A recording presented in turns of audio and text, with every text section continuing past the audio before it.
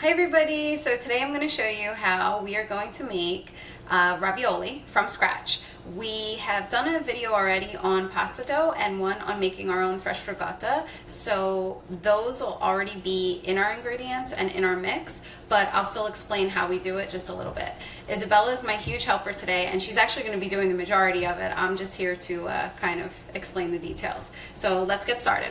So first thing we need for our pasta dough is going to be semolina. I do use 100% semolina, I don't mix. And then 3 eggs, pinch of salt, and approximately a teaspoon of extra virgin olive oil. We're going to use the KitchenAid mixer just to show you a different way of making pasta versus doing it by hand. First, Isabella is going to put in a cup of semolina. Yeah, that's about 1 cup of semolina. And then 3 eggs. I'll grab your bowls. And then a pinch of salt. And how much olive oil? Approximately a teaspoon. Okay, and then a teaspoon. Is that good? Yeah, that looks nice. Good job. Now we're going to mix it off camera. As we mix, we will add some water to form it. As our semolina, eggs, and olive oil are all mixing, Isabella's going to add a little bit of water. I always start off with about 1/2 cup and then use sometimes approximately 1/4 cup just to bring our dough ball. Once the dough is formed, you're going to take your dough hook off like this. There you go. Throw that over there. What you're looking for is for your finger to bounce back from the dough. So this dough is still a little bit sticky, which is okay for right now because we're going to coat it in semolina and then put it into a little oiled bowl to sit for approximately an hour. Now that our dough ball is formed, what we're going to do is actually just put a little bit of olive oil on our hands and just coat the outside of the dough to make sure that it's nice and formed, and then it's going to sit in the olive oil for approximately 1 to 3 hours, depending on when you're making your ravioli. But you can see we still need to get our hands on it just a little bit before we actually set it to the side. Okay, and then this is my little bowl, just has a teensy bit of olive oil. We're going to put them in here, cover them up, and he's going to sit for an hour. Isabella is actually going to do the filling. We made our own ricotta yesterday, and there's approximately 1 cup in there. We're going to use our Ninja. Throw everything in. Go for it, Belle. So first up is going to be about 1 cup of ricotta. Next up, we're going to add just a pinch of Italian seasoning, a pinch of salt, a pinch of pepper. Do your seasoning first. Yeah, yeah. Go ahead. Go for that one first. All right, and then your salt. Good job. And then how about some pepper? How much of this? You're actually going to put all of that in, but show the camera first. So this is our fresh chopped parsley. Go for it. Nice. Here, I'll take your cup for you. Thank you. And no, pepper first. Do your tries. There we go. 3 of those. Okay. And then the little key that I like to do for my filling is I like to put fresh prosciutto in there. So we got really nice prosciutto from the grocery store over here. So that's going to go in there. You're going to do about 1/2 of that.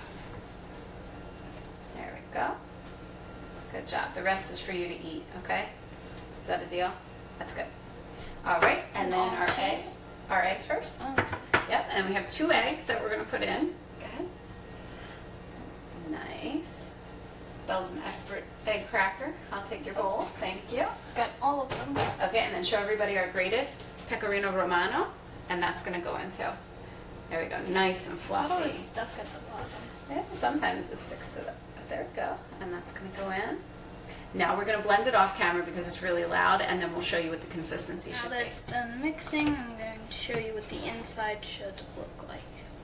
Okay, so we are going to spoon this out. We are going to put it into our refrigerator for approximately an hour or 2 until we're ready to use it and pipe it into our ravioli. Now that our ricotta has had time to set up in the refrigerator, it's nice and thick, as you can see. What Isabella is going to do, Isabella thinks it looks like great-grandmom's food from the nursing home, but what Isabella is going to do is she's going to take a freezer bag. I have it inside out, and I put it right into our mug like this, and Belle's gonna scoop it all out and put it in there so that we use this as our piping bag. I'm gonna cut the tip of it off. There we go, 2 hands. I like all of it. Yeah, you can fit all. You got plenty of room on No, that I got one. like a big. Oh yeah, you did. You got a big chunk in there, didn't you? There we go. Careful. All right, good job. So while Isabella is scooping that out, I'm going to show you our dough. There's our dough.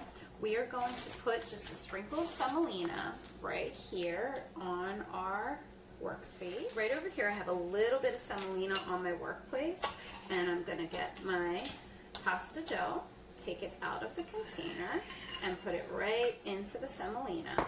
And we're going to start rolling out our sheets of pasta. Actually, Isabella's probably going to do the majority of the rolling, but I'm just going to show you the dough.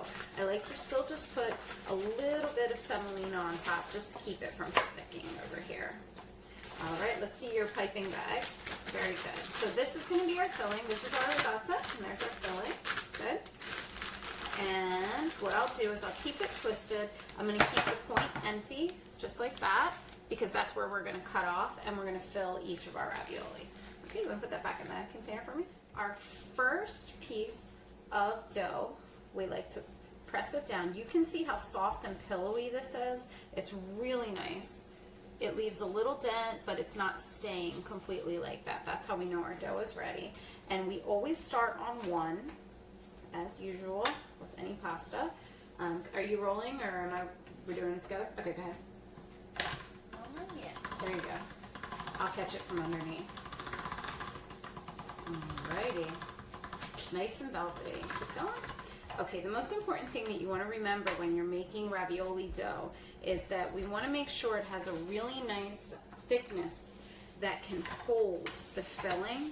So in this particular case, I'm only going to roll it out to a 4. I don't like to do a 5 on this unless I was actually making like fettuccine or spaghetti.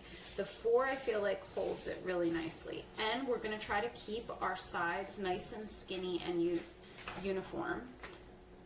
All right, so what we have right here is 2 sheets of pasta that are approximately the same thickness. There's 2 different ways you can do your ravioli. The first way is to actually put a little dot of the filling in the middle and fold it over, and then what you would do is press down the sides and you would have a rectangular shaped ravioli. The second way is to put your little dots of filling in here and then place the other piece of dough on top, press down the sides, and you can use, this is my grandfather's, this is probably like 100 and some years old, I don't even know, but this is a ravioli cutter to make them round, so you would just go on top. Okay, so you basically just shake it out like this. There we go, put that to the side, and then you have a little sun-shaped ravioli. And we'll put that on our tray. So you can see right here, Isabella and I are starting to fill our tray. And I will fill up these trays and let them sit in the refrigerator for just a little bit before we actually make them for the evening. So we're gonna keep working over here. Little tiny dot, no more than the size of, what would you call that?